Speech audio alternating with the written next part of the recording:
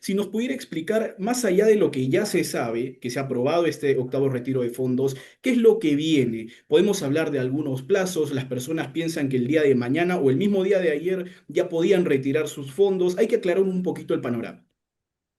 Sí, a ver, gracias, sí, buenas tardes.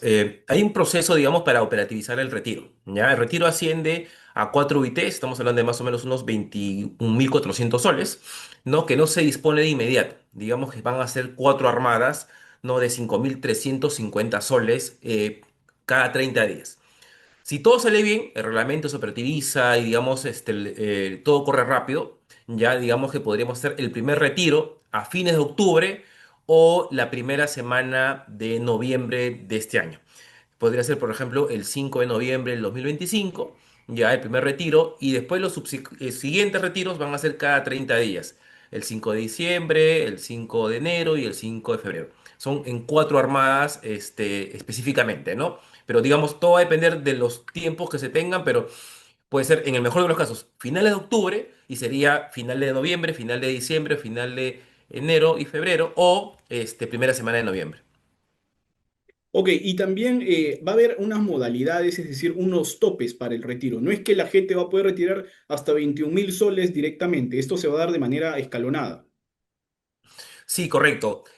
Son 4 retiros, ¿no? Por una UIT cada uno. Son 5.350 soles por retiro, ¿de acuerdo? Es el tope máximo. Supeditado a que las personas tengan, cuando menos, el saldo de su AFP en la manera individual, 21.400 soles, ¿no? Esa parte es importante también aclarar. A ver si nos pudiera detallar. Entonces, las personas deben contar con este fondo de 21.400 soles para hacer cualquier tipo de retiro o no es necesaria esta cantidad.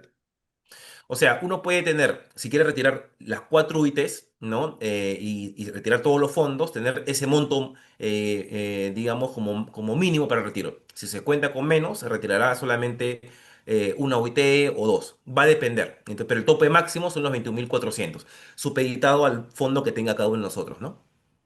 Ok, y antes de esto ya, por supuesto, se habían hecho una serie de retiros. De hecho, se mencionaba que el propio sistema de las AFP se encuentra o se encontraba ya bastante debilitado. ¿Esto cómo ha repercutido? Es decir, hasta el día, digamos, de anteayer, ¿cuál era la situación y qué es lo que se espera para las AFP a raíz de de esta nueva aprobación?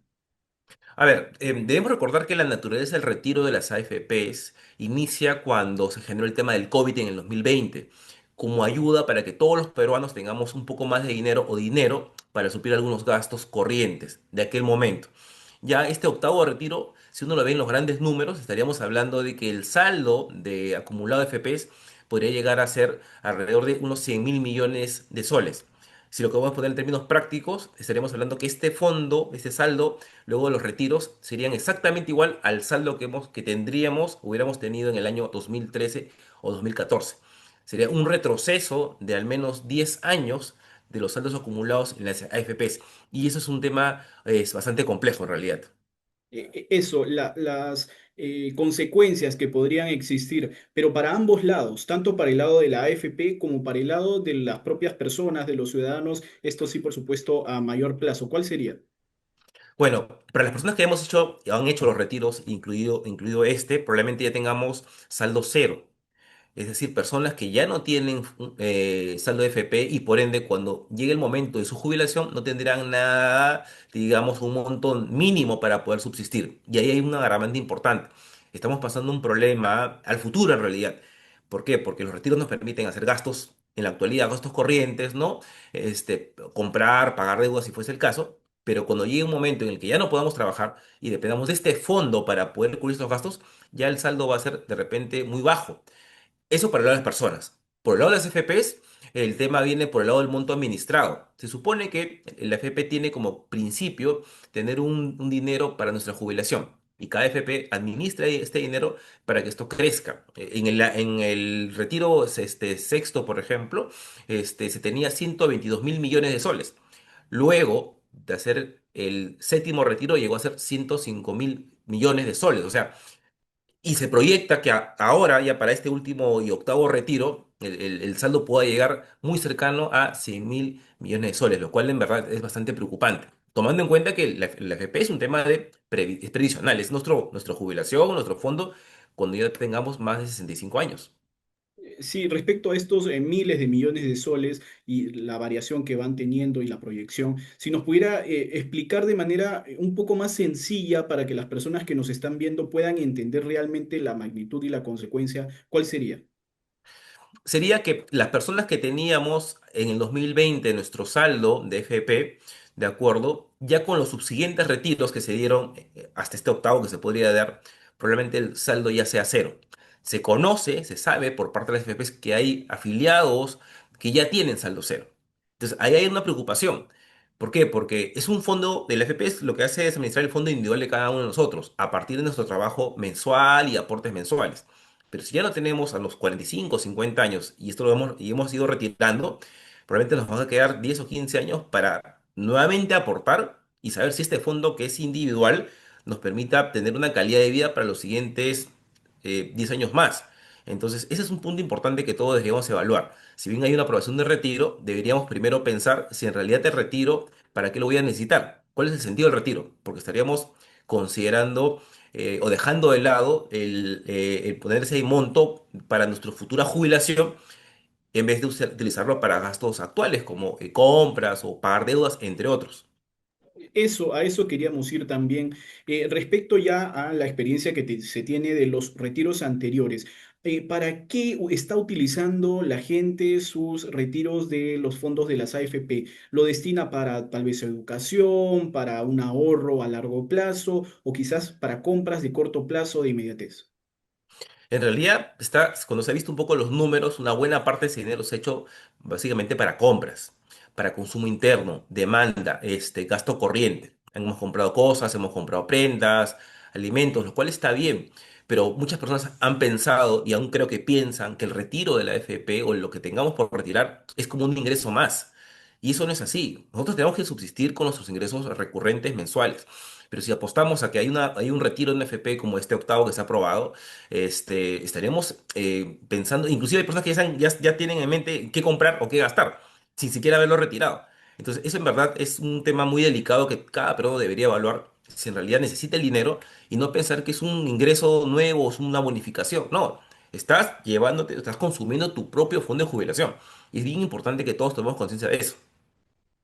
Ahora, otro de los detalles que también había entrado en este debate y en la aprobación era del retiro del 95,5%. Esto, igual, para que nos pueda explicar a qué corresponde y por qué no puede llegar a ser el 100%. Sí, a ver, en el reglamento de sistema privado, el actual, de acuerdo, se está indicando que las personas puedan retirar hasta el 95,5, ¿no? Que es el fondo máximo con lo que uno podría administrar. Claro, supeditado a que es un monto mínimo con el que una persona puede subsistir, esa es la parte importante, ¿no? El 4,5 se está quedando como un aporte al Estado para el uso de consumo de servicios que hace el Estado, hospitales, de salud. Entonces es como un aporte que uno tiene que entregarle al Estado para que la comunidad, digamos, pueda seguir subsistiendo.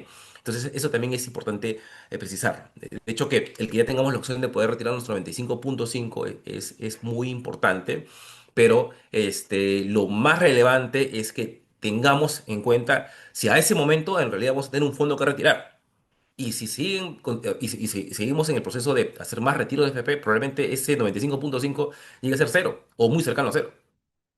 Claro, y por otro lado entra a tallar también la SBS, la Superintendencia de Banca y Seguros y AFP.